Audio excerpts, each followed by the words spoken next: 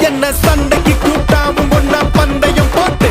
நான் அம்பிய போல வந்தண்டி மன்னிப்பு கேட்டு அப்பையும் வீட்டுல போட்டுக்க போறாங்கல்ல போலீஸ் கம்ப்ளைண்ட் முஞ்சா என்ன கூண்டுல நிப்பாட்டு நம்மளுக்கும் இருக்கு சப்போர்ட் உன்னை கூட்டுன்னு போவேன் ஜீப்ல வச்சு கட்டின